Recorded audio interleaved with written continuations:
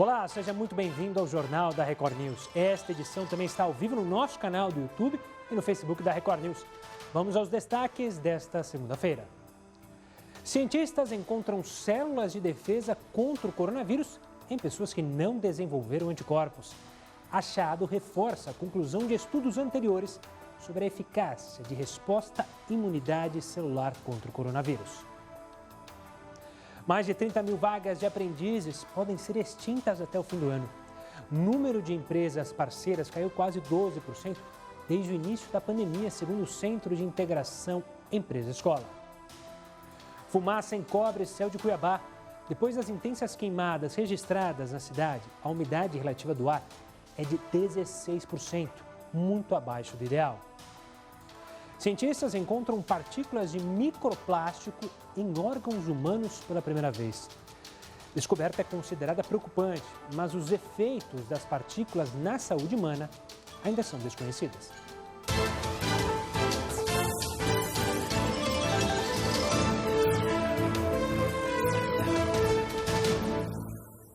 Pois é, cientistas da Suécia encontraram células de defesa contra o coronavírus, mesmo em pessoas que não tiveram anticorpos detectados.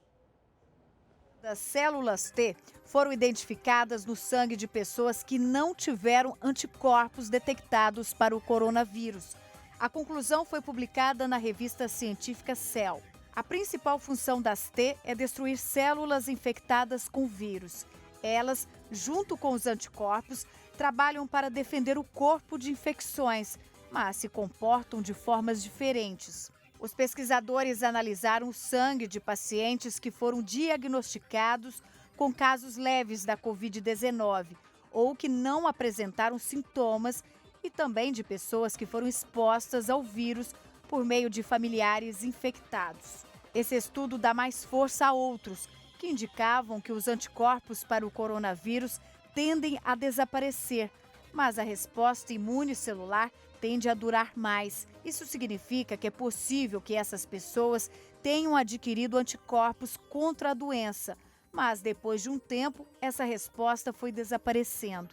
Os cientistas suecos explicaram que a pesquisa também indica que ter sido infectado pelo vírus pode dar à pessoa proteção de nova infecção, já que os anticorpos não são mais identificados, mas as células T continuam lá. Essas células são muito importantes porque depois de enfrentar o coronavírus, elas guardam na memória quais foram as estratégias necessárias para isso. Dessa forma, quando a Covid-19 volta a amedrontar o organismo, o corpo já sabe o que fazer para lidar com o perigo. Como os resultados do trabalho das células T ainda não estão completamente esclarecidos, o mecanismo de defesa está sendo amplamente estudado por cientistas para tentar entender se há ou não possibilidade de reinfecção pela doença. A gente ainda fala sobre o coronavírus porque o governo da China concedeu à farmacêutica CanSino a primeira patente de vacina para a Covid-19 do país. Essa é uma das 166 vacinas em desenvolvimento, isso em todo o mundo.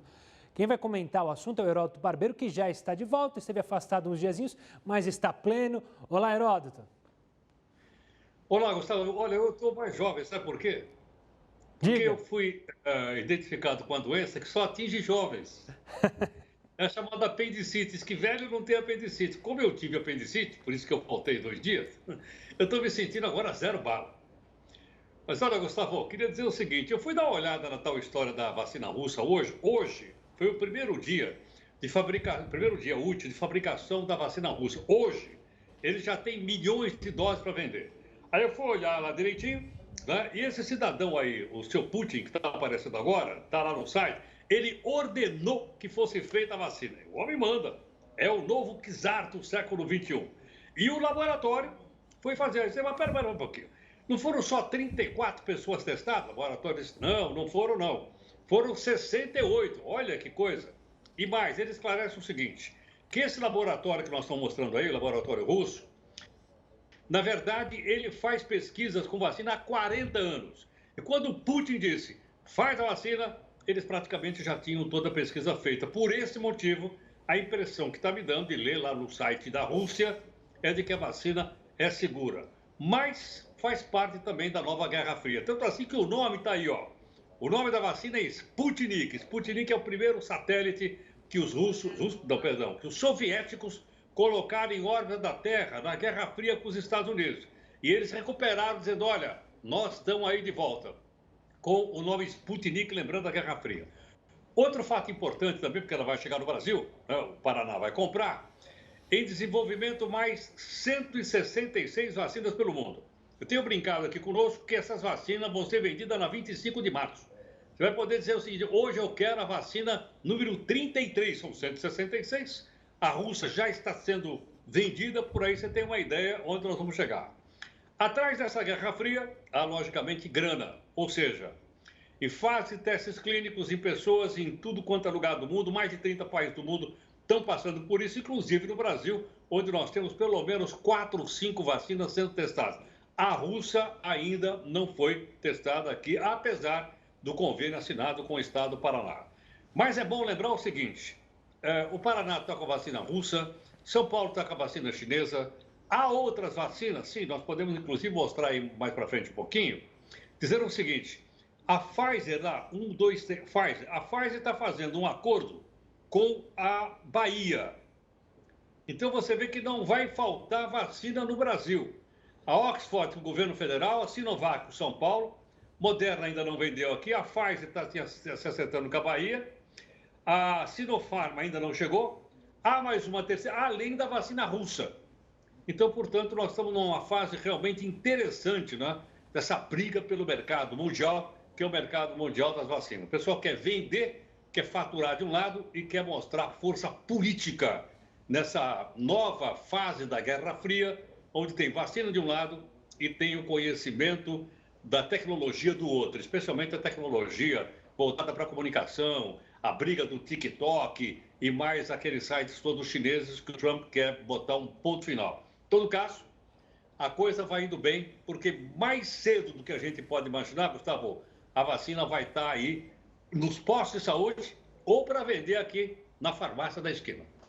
Boa, Heroto. E a gente ainda vai falar mais sobre vacina aqui no Jornal da Record News, justamente porque o Heroto mencionou, né? São tantas vacinas, várias chegarão ao Brasil. Será que pode tomar uma, duas, as três? Enfim, a gente vai falar sobre isso ainda aqui no Jornal da Record News. O Heroto volta também para comentar outros assuntos de destaque no noticiário brasileiro. Agora a gente vai falar de uma festa, veja só, de música eletrônica, com milhares de pessoas, que gerou uma polêmica nesse final de semana e não foi no Brasil. Esse evento que você vê aí foi em Wuhan, a primeira cidade chinesa a detectar o coronavírus no fim do ano passado. A festa, como você está vendo, lotou um parque aquático com pessoas aglomeradas, sem máscaras de proteção e, como você vê, todo mundo grudado, ou seja, sem nenhuma distância. O parque aquático reabriu as portas em junho e tem capacidade limitada a 50%, mas reduziu o preço da entrada pela metade para mulheres. As imagens geraram críticas e até revolta nas redes sociais. Isso porque a pandemia, como você bem sabe, já infectou quase 22 milhões de pessoas no mundo todo e o número de mortos já se aproxima de 800 mil. Voltando aqui para o Brasil, 900 mil estudantes de baixa renda de escolas e universidades federais serão beneficiados com dados móveis para que possam assistir às aulas pela internet sem pagar nada. O projeto do Ministério da Educação vai oferecer bônus de dados móveis e chips pré-pagos. Num primeiro momento, 110 instituições federais serão contempladas. De acordo com o Ministério da Educação, 90% dos alunos já têm acesso à internet. O projeto vai atender aqueles que não têm condições de pagar pelo serviço. Olha, a Justiça Federal do Rio de Janeiro condenou Dario Messer, conhecido como Doleiro dos Doleiros, a 13 anos e 4 meses de prisão. A gente vai até o Rio de Janeiro falar com o repórter Pedro Paulo Filho. Uma boa noite, Pedro. Qual foi a acusação desse caso? Oi, Gustavo. Boa noite para você, boa noite a todos. Olha, Dario Messer foi condenado no processo da Operação Maracata, que é um desdobramento da Lava Jato, por lavagem de dinheiro envolvendo o comércio de pedras preciosas. Essa sentença deve ser aplicada após o fim da pandemia. Dario Messer já cumpre prisão domiciliar e é réu em outras 2 investigações da Lava Jato. Na semana passada, Messer fechou o acordo de delação premiada e se comprometeu a devolver R$1 bilhão.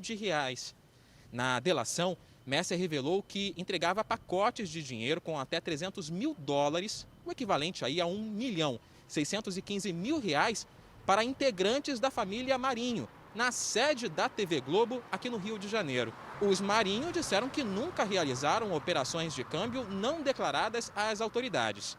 A defesa de Messer disse que ele continua colaborando com as autoridades. Gustavo. Obrigado, Pedro. E olha, a temperatura mais alta da história pode ter sido registrada neste domingo nos Estados Unidos. A marca de 54,4 graus Celsius ocorreu no Parque do Vale da Morte, que fica na Califórnia. O último recorde era de 54 graus na mesma região há 100 anos. Um comitê vai analisar os dados e validar essa nova marca. Por falar em temperatura, uma frente fria vai atingir o Brasil nesta semana e pode fazer nevar em locais pouco acostumados com o fenômeno, como o estado de São Paulo. Meteorologistas afirmam que a frente fria tem potencial para ser um evento histórico de frio e neve. Outros estados também serão atingidos pelas baixas temperaturas, como é o caso do Rio Grande do Sul, Santa Catarina e o Paraná. Agora a gente fala do cantor sertanejo Cauã, da dupla Kleber e Cauã, que segue internado na UTI de um hospital particular em Goiânia com a Covid-19. A repórter Revana Oliveira tem mais informações. Uma boa noite, Revana. Boa noite, Gustavo. O cantor Cauã teve uma piora no final de semana, por isso precisou ser levado para a UTI. Exames de imagem mostraram comprometimento do pulmão. Ele está internado nesse hospital particular aqui de Goiânia desde a última quarta-feira. O cantor Kleber, que faz dupla com ele, está vindo de São Paulo. A família tem o desejo de transferi-lo aí para a capital paulista ou então para outro hospital aqui de Goiânia. Mas os médicos já disseram que isso é praticamente impossível nesse momento, diante da gravidade. O pai de Cauã, o irmão e também a namorada dele testaram positivo para a Covid-19. Por enquanto, apenas o irmão já está de alta. Os outros dois se recuperam em casa. De Goiânia, Revana Oliveira. Obrigado, Revana. E olha, a maioria dos ministros do Supremo Tribunal Federal votou pela imposição de novas restrições na segurança pública do Rio de Janeiro. Os maiores objetivos são impor limites no uso de helicópteros em ações em comunidades, restringir operações policiais em locais próximos a escolas, creches, hospitais ou postos de saúde e ordenar que agentes de segurança e profissionais de saúde preservem todos os vestígios de crimes cometidos em operações policiais, evitando a remoção de corpos de pessoas mortas em conflito para uma suposta prestação de socorro, por exemplo. E uma pesquisa realizada pelo CIE, Centro de Integração Empresa-Escola, estima que até o final do ano, 32 mil vagas de aprendizes serão extintas em todo o país. De acordo com a instituição, os principais motivos serão a não renovação de vagas já existentes e que foram paralisadas devido à pandemia e o número de demissões realizadas pelas empresas neste período. O CIE também sugeriu uma medida provisória que prevê o custeio de 50% do salário do aprendiz, que, se fosse aprovada, possibilitaria então a contratação de até 400 mil jovens em todo o território nacional. Vamos para o centro-oeste brasileiro, porque nesta segunda-feira Cuiabá amanheceu encoberta por fumaça. A baixa umidade do ar e as queimadas muito recorrentes nesta época do ano têm deixado a cidade desse jeito que você vai ver. A umidade relativa do ar está em 16%, enquanto o ideal é de 60%. A última chuva registrada na região foi no dia 22 de maio. Já são quase 90 dias sem água. Mato Grosso está enfrentando um dos maiores períodos de estiagem. Os focos de calor do estado aumentaram 9% em relação ao ano passado. É o primeiro lugar entre os estados do Brasil no ranking de focos de calor. Além da fumaça, o tempo quente, característico dos meses de julho, agosto e setembro, e a baixa umidade do ar, aumentam os riscos de doenças respiratórias na região. A Bolsa de Valores tem cada vez mais investidores. Por que será, hein? O Heródoto Barbeiro vai explicar já no próximo bloco, então continue conosco, não sai daí.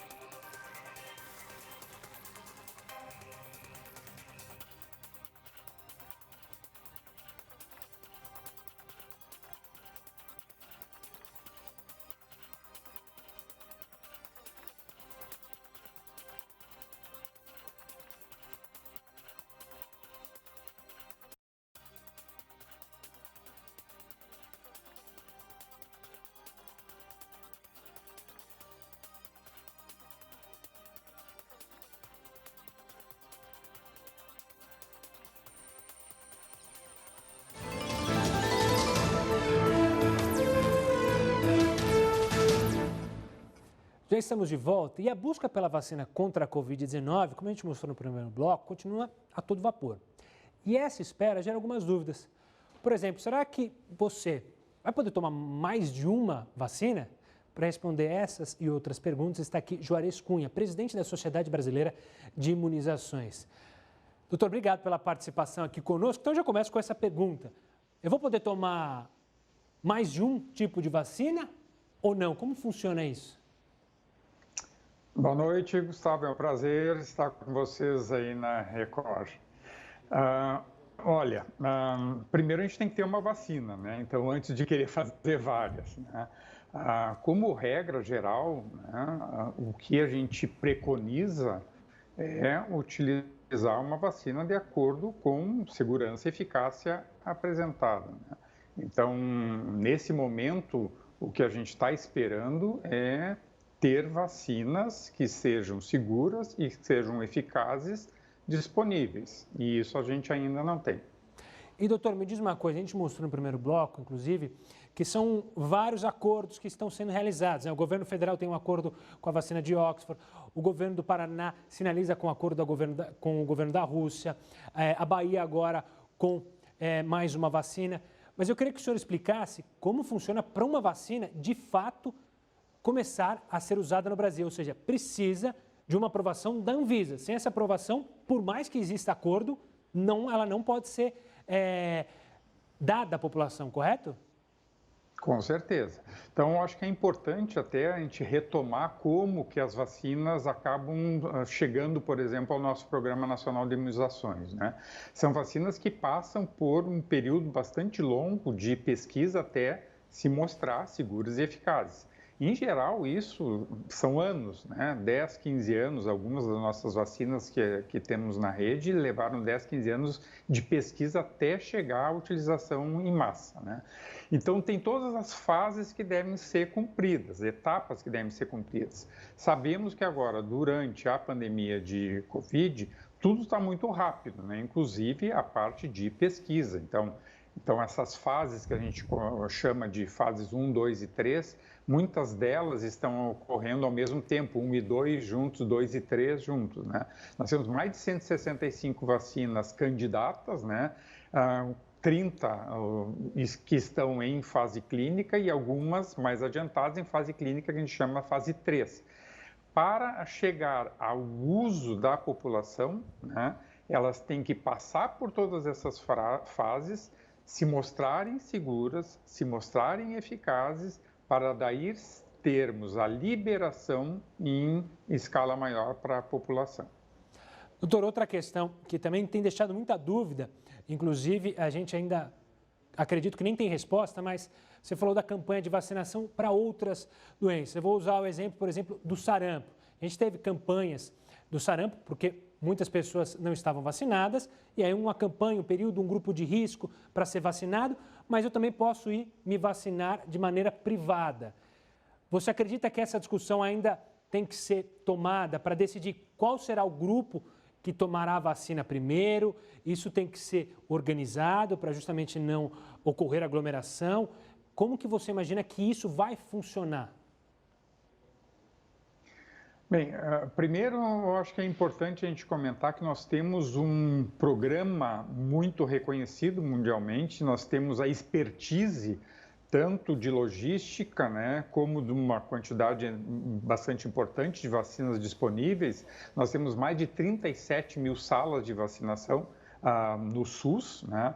Então, nós temos capacidade, sim, de aplicar a nossa campanha da gripe. Foram 70 milhões de doses, né? Então é uma quantidade muito grande. É claro que isso não é de um dia para o outro, né? Então tem muitas coisas ainda para acontecer e mesmo, eu acho que para definir quais serão os grupos prioritários, né? A tendência é que os grupos prioritários sejam os profissionais da saúde, os idosos, mas para a gente utilizar também a vacina nos idosos, nós temos que ter os estudos que nos digam que elas serão seguras e eficazes para os idosos. Então, tem muita coisa ainda para a gente aprender e para receber de resultados para até chegar ao ponto de utilização em grande escala no país. Doutor, uma última pergunta rapidamente, só porque, para pegar, deixa, você falou dos testes com idosos. Os testes que estão sendo realizados, principalmente aqui no Brasil, vão até 59 anos, né? Ainda não começaram testes no que a gente disse que é o principal grupo de risco, que são os idosos ali a partir de 70 anos. Estou correto nessa afirmação? É isso mesmo? Isso. No Brasil, nós não temos ainda a pesquisa sendo realizada nesse grupo etário, né? Mas, por exemplo, a vacina de Oxford está sendo pesquisada nesse grupo em outros países. Aqui no Brasil, nós temos só a utilização nessa faixa etária que tu já colocou. Doutor, obrigado pela participação, pelas explicações sobre um assunto que, claro, deixa todas as pessoas curiosas e esperançosas. A gente vai falar mais sobre o coronavírus, mas agora eu quero abrir espaço para falar de uma medida tomada aqui pelo governo de São Paulo. São 10 mil bolsas de auxílio-desemprego criadas no estado. Essa medida pretende beneficiar mais de 360 municípios. Os participantes vão receber um benefício mensal de R$ 330 reais, e ainda terão a chance de fazer cursos de qualificação. Para participar do programa, o candidato deve estar desempregado há pelo menos um ano e ter mais de 17 anos. Vamos até a Espanha, porque centenas de pessoas protestaram em Madrid, na Espanha, contra o uso obrigatório de máscaras. A manifestação, organizada pelas redes sociais, começou no centro da capital espanhola. Os manifestantes exibiam cartazes com frases como "as máscaras matam" ou "não temos medo". E olha, a menina de 10 anos que engravidou depois de ser vítima de abuso sexual fez hoje um aborto. Manifestantes chegaram a tentar invadir a unidade de saúde onde a criança foi internada. A criança está acompanhada da avó e de uma assistente social do Espírito Santo, estado em que mora com a família. Ela passou pelo procedimento no Recife, depois de um hospital em Vitória se negar a realizar o aborto, mesmo com autorização judicial. Ela está bem, né? Ficou muito assustada, mas está muito aliviada, porque é um motivo de grande sofrimento essa gravidez que era completamente indesejada. Ela não queria de forma nenhuma continuar essa gravidez. Segundo a polícia, em depoimento, a menina revelou que sofria os abusos praticados pelo tio desde os 6 anos de idade. O homem segue foragido. No parecer judicial que autorizou o aborto, o juiz alegou que a decisão segue a lei e obedece à vontade da menina. Segundo este representante da Ordem dos Advogados do Brasil em Pernambuco, o aborto nesses casos é considerado legal, pois foi resultado de violência sexual e colocava em risco a vida da mãe. Há uma previsão legal, a menina tanto corria risco pela idade, né, de ter uma gestação, como também pelo fato de ter sido estuprada durante 4 anos, né, por seu tio e está grávida dele. Então essas duas hipóteses legais, bastaria uma inclusive, para que esse aborto fosse legal. Apesar de se tratar de uma criança, a Justiça também levou em consideração a opinião manifestada pela própria menina. A ministra da Mulher, Família e Direitos Humanos, Damares Alves, prestou solidariedade à família da garota e disse que acompanha o caso de perto. E os advogados da família divulgaram uma nota nesta tarde falando que a garota está bem e que, para a segurança da menor e da família, não vão compartilhar informações sobre ela. Vamos falar da Bolsa de Valores, o boom da Bolsa? O Brasil registrou um crescimento significativo no número de investidores do tipo pessoa física durante a pandemia. Ou seja, você que está em casa, vai lá e compra ações. O Heródoto Barbeiro vai explicar esse boom da Bolsa de Valores. Você tem dinheiro investido lá na Bolsa, nas suas açõezinhas? Só um pouquinho. Mas olha, Gustavo, sabe que é uma boa notícia? A gente tem chamado a atenção aqui dos nossos amigos aqui e amigas que acompanham aqui o jornal, que a poupança não está dando nada. A Selic está 2%. A inflação está comendo aquilo que a poupança dá de rendimento. O fundo de garantia está um pouquinho acima. Então, nós temos dito o seguinte, olha, é o momento da gente avançar para cima da Bolsa de Valores. Não é só para bilionários e não é para isso não. Dá uma olhada nesse número curioso. De março até julho, foram abertas 900 mil novas contas na Bolsa de Valores de São Paulo, também chamada de B3. Perfil do investidor, principalmente jovem. Quase 3 milhões de novos investidores apareceram na Bolsa. Isso é muito bom, porque, logicamente, as pessoas vão participar do desenvolvimento das empresas, especialmente das empresas brasileiras. Então, é um avanço muito grande. Aquilo que em países da Europa vem desde a época colonial, século XVI, XVII, que se aplicavam em Bolsa lá, aqui nós, em pleno século XX, ainda quase não aplicávamos. Agora parece que as pessoas estão acordando, logicamente, com grande cuidado, porque sabe, tenho dito aqui, que na Bolsa você pode ganhar ou pode perder. Precisa tomar cuidado com isso. Mas há uma mudança no perfil. Há uma outra informação interessante também para mostrar, que é o seguinte. Veja, os estrangeiros, quando perceberam que a situação econômica do país não está boa, não está em nenhum lugar, aqui também não está, eles saíram da Bolsa. Os brasileiros entraram. Então significa que hoje a Bolsa está mais brasileira, com dinheiro de pessoas que moram aqui, que vão investir a médio e longo prazo, do que o estrangeiro. Porque quando o estrangeiro vem para a Bolsa brasileira, ele vem, aplica, ganha o dinheiro e foge novamente para o exterior. Então me parece que essa consolidação é importante para a economia brasileira nos próximos tempos. Outra coisa importante, qual é o apelo? Por que o pessoal está indo para a Bolsa de Valor? Poupança, está perdendo para a inflação. Renda fixa, está renda quase nada. Selic, 2% ao ano. Com a inflação de 1, cacetada, se você investiu na Selic, vai pagar imposto se pagar imposto de renda, então, praticamente é 0 a 0. Então, são esses fatores que estão levando as pessoas a irem. Para concluir, mais uma vez, chamo a sua atenção. É importante investir na Bolsa? É, mas tem que tomar muito cuidado. Dá para investir pouquinho? Dá. Dá para investir R$100? Dá. R$200? Dá. R$1.000? Dá. E por aí afora. Mas precisa tomar cuidado, porque a Bolsa sobe e desce, e ela vai na base de lucro e na base de perda. Geralmente, esse pessoal que entra e sai correndo da Bolsa são aquelas pessoas que querem ganhar dinheiro na flutuação das ações. Não é o caso do perfil de uma pessoa que está de médio e longo prazo. Quem aplica dinheiro de médio e longo prazo na Bolsa espera a rentabilidade da empresa para ficar com uma parte dela, que a gente dá o nome de dividendos. Esse é o mais seguro para que a pessoa possa investir e possa ganhar dinheiro juntamente com as grandes empresas brasileiras que cada vez estão mais listadas na Bolsa de Valores.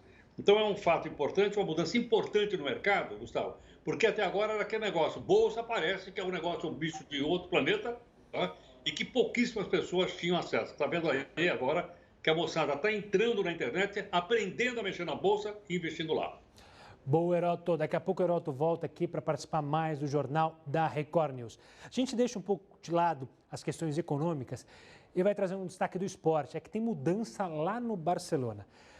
Após o humilhante 8-2 nas quartas de final da Champions League, o presidente do clube, Josep Maria Bartomeu, disse que uma série de mudanças aconteceriam e, como já era esperado, este que você está vendo aí, Quique Setién, foi desligado do clube. O Barça também vai antecipar as eleições. O pleito presidencial foi marcado para o dia 15 de março de 2021. A imprensa espanhola já crava que Ronald Koeman será o novo comandante do time. Ele é o atual técnico da seleção da Holanda, foi zagueiro lá no Barça, na época que o Romário jogava no Barcelona, então tem uma ligação com o clube. Veremos os próximos passos dessa derrota humilhante do Barcelona. É bom lembrar que o Messi teria dito que quer sair do clube, ou seja, uma pressão a mais. Falando do futebol brasileiro, depois da derrota para o Vasco, os torcedores são paulinos estão no pé da diretoria. Pois é, eles foram até o aeroporto aqui de Guarulhos para receber o time com protestos. Nas redes sociais, a principal torcida organizada do time fez uma publicação dizendo que a tolerância acabou. Os principais alvos da manifestação foram o presidente Leco, o diretor executivo Raí e o técnico Fernando Diniz. A torcida já marcou mais um protesto para o próximo jogo de São Paulo, que é quinta-feira, contra o Bahia, lá no Morumbi. Olha só, especialistas questionam se aquela declaração da China sobre o frango brasileiro, lembra, ter traços de coronavírus, teria uma motivação política. O Heroto vai trazer todos os detalhes dessa história já no próximo bloco. Não sai daí.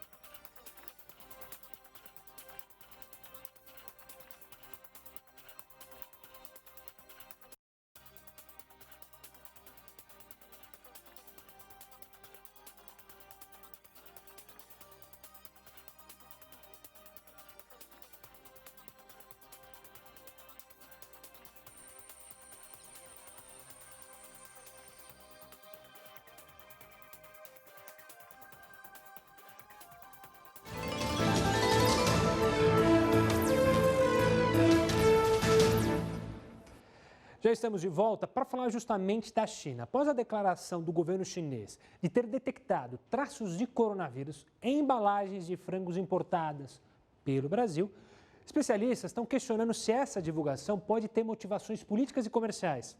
O Heródoto Barbeiro vai falar sobre mais essa situação que mexe com a geopolítica, principalmente aqui envolvendo nós brasileiros e os chineses. Diga lá, Heródoto. Bom, Gustavo, se você põe no ponto, claro que mexe com questões políticas e questões econômicas. Olha, a impressão que eu estou tendo é que a economia brasileira está tendo uma recuperação, tenho falado aqui em V.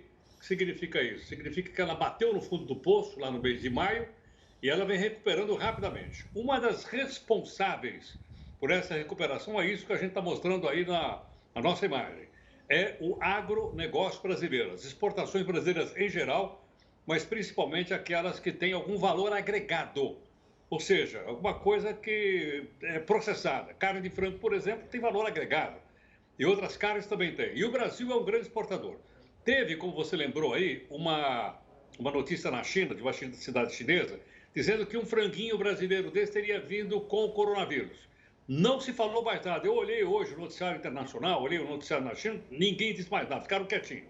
Quem entrou na parada foi as Filipinas, que também compra frango brasileiro. Comprou uma quantidade enorme de asinha de frango. Não sei se você gosta de asinha de frango, mas a pessoa parece... Eu não como carne. Mas o pessoal diz que a asinha de frango, assim, bem assadinha, é muito boa. E as Filipinas disse, olha, vamos parar de comprar, porque a asinha de frango que vem do Brasil está contaminada com coronavírus. É óbvio que isso não tem nenhuma ação de caráter científico.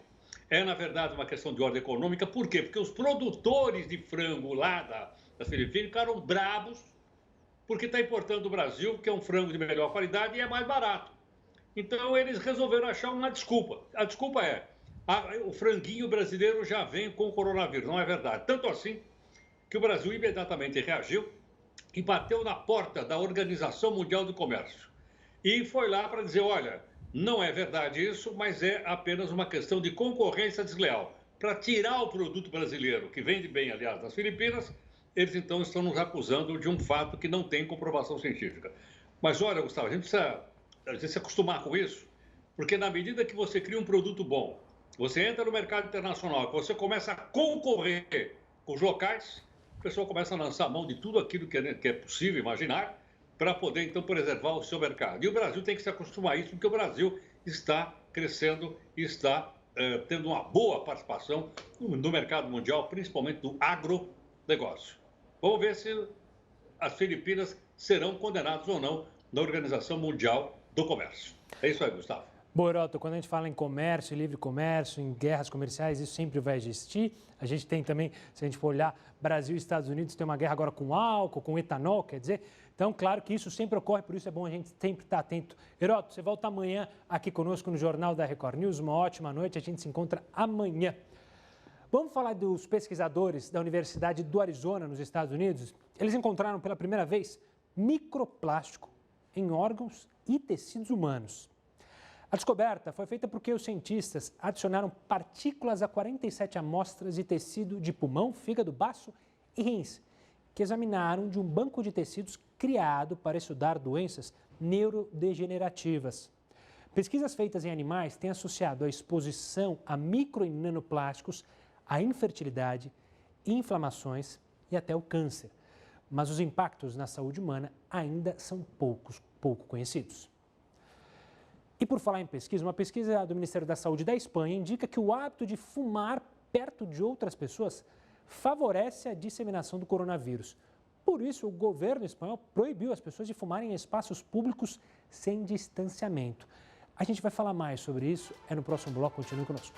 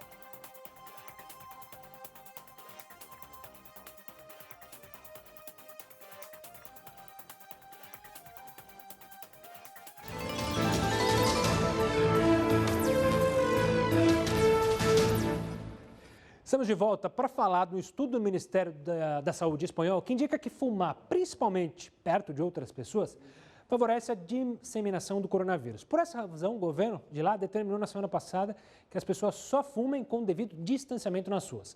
Sobre essa medida, eu vou conversar agora com o cardiologista e intervencionista Marcelo Cantarelli. Marcelo, obrigado pela participação aqui conosco.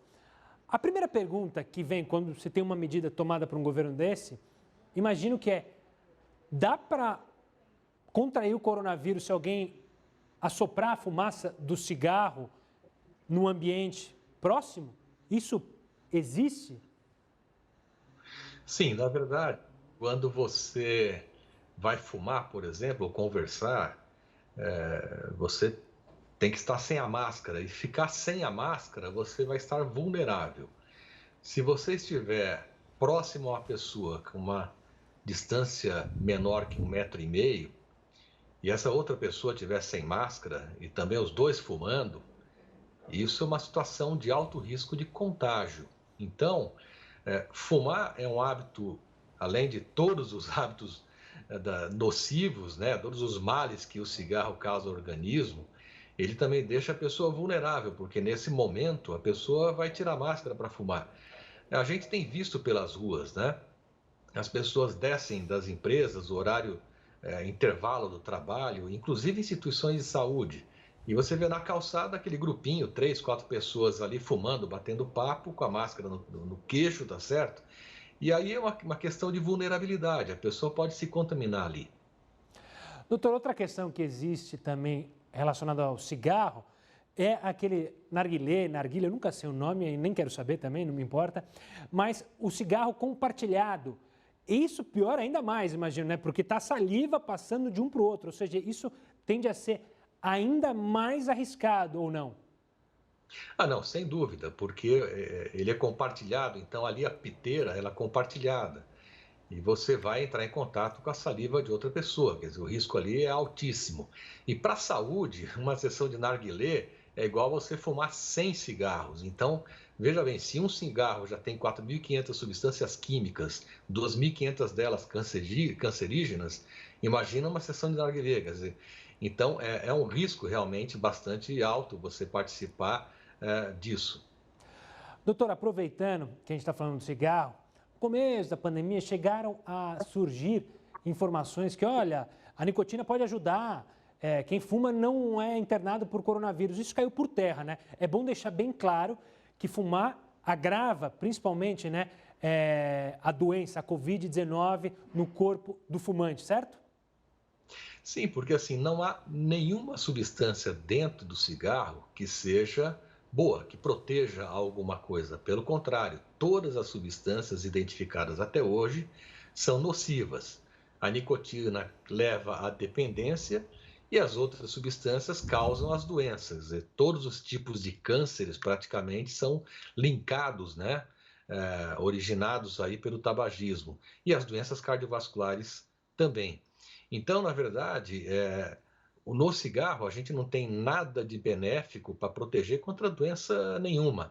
Pelo contrário, como ela causa uma destruição dos alvéolos pulmonares, provocando enfisema, doença pulmonar obstrutiva crônica e tudo mais, você deixa esse pulmão suscetível a ter infecções bacterianas ou virais. No caso da Covid-19, a infecção viral.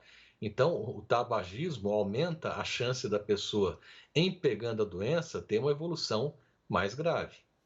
Ou seja, o coronavírus pode se aproveitar desse corpo mais, entre aspas, fraco, né? Esse pulmão mais debilitado para justamente se instalar e aí se expandir para o corpo e causar os problemas que a gente tanto conhece, né, doutor? Sim, além do pulmão, o cigarro afeta a nossa imunidade. Então, os tabagistas, eles são pessoas que têm um sistema imunológico com menor defesa daqueles que não são tabagistas. Então, eles têm mais chance de pegar infecção e, em pegando infecção, tem uma evolução pior. Doutor, quero agradecer demais a sua participação e a sua explicação e o alerta, claro, a todos que fumam ou que fumam mesmo que esporadicamente.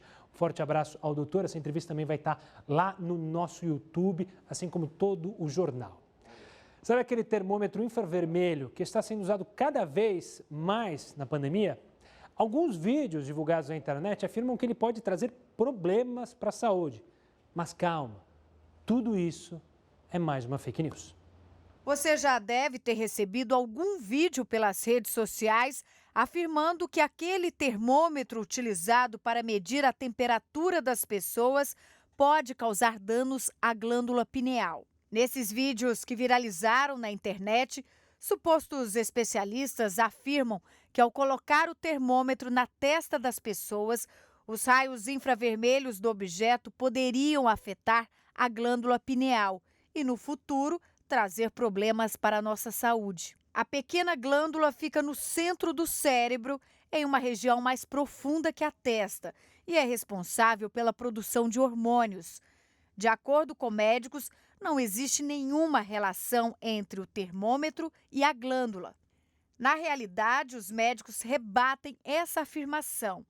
Para o doutor Júlio Pereira, neurocirurgião da Beneficência Portuguesa de São Paulo, a luz emitida pelo termômetro é inofensiva. A gente tem uma proteção muito grande antes de chegar na glândula pineal, colocando esse infravermelho na testa. A gente tem a pele, o subcutâneo, o osso, tem o córtex cerebral. A glândula pineal é uma glândula profunda no cérebro. Então, é uma distância muito grande. Esses raios, né, que infravermelhos e outros, né, eles captam as ondas de calor, ajudam a captar a onda de calor para você ver a temperatura. Os termômetros infravermelhos se popularizaram na pandemia por permitir a aferição da temperatura somente com a aproximação, sem precisar encostar o objeto nas pessoas. Eles são aprovados para uso no Brasil há anos e são categorizados como itens seguros pela Anvisa. Não existem relatos de que o objeto possa ter trazido nenhum tipo de problemas à saúde. A gente sabe que esse termômetro é usado por décadas, né? Ele é seguro, ele é aprovado por órgãos tanto nacionais como internacionais, FDA e outros. Não existe relato na literatura médica desse tipo de termômetro gerar algum dano, algum tumor, alguma lesão na pineal. As ondas de radiação que podem causar problemas para a saúde de um indivíduo são de outro tipo. Na mensagem falsa, pessoas recomendam que o termômetro seja apontado somente para o braço, mas não existe nenhum tipo de exigência quanto ao local em que a temperatura deve ser medida. Normalmente, a medição é feita na cabeça, porque expressa melhor a temperatura do corpo. Além dos problemas com essa glândula tão importante para o organismo humano, outros boatos também ganharam as redes sociais. Surgiram até mensagens que afirmavam que os termômetros podem trazer câncer e cegueira, mas nada disso é real. Então, realmente não é algo para você se preocupar, é uma fake news. Não continue medindo a temperatura com esse termômetro de infravermelho, colocando na testa. Isso não gera nenhum tipo de preocupação ou risco a mais à sua saúde. Diversos estabelecimentos adotaram o uso do termômetro infravermelho como uma forma rápida de medir a temperatura dos clientes e evitar a entrada de pessoas doentes a esses locais. E o Jornal da Record News fica por aqui. Tenha uma ótima noite e siga muito bem informado agora com a edição das 10 do Hora News, comandada por Viviane Barbosa. Tchau!